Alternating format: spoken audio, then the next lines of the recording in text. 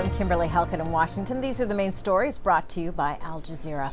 A plane believed to be carrying 4 men accused by Russia of spying for the West has now arrived in Washington. There's been no immediate confirmation of how many of the 4 men were on board.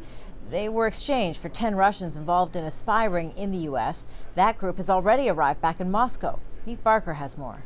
There's been a tremendous amount of interest in a story that's really captured the imagination of conspiracy theorists and those people who have interpreted this story as being straight out of a classic spy novel, as it were. So I think, considering all of that media attention, it may well be very, very difficult indeed for the 10 to be able to assimilate back into ordinary life here in Russia, some of whom have been away from the country for many, many years.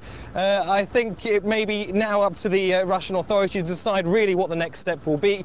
Will they keep the 10 away from the media spotlight for a few days, if not much longer, or will there be an immediate period of assimilation? That is what we're waiting to find out.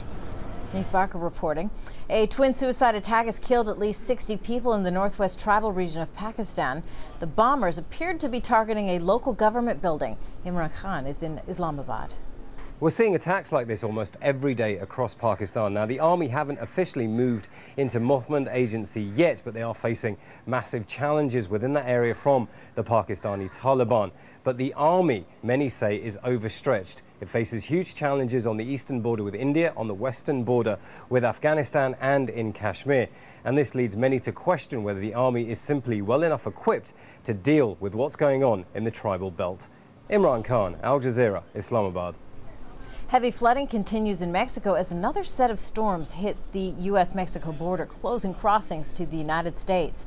Areas of the Rio Grande rose to almost 13 meters high, and nearly 18,000 more people were evacuated from the area ahead of the storms. Meanwhile, aid's just beginning to reach remote mountainous areas of Mexico, where roads were made inaccessible due to the flooding.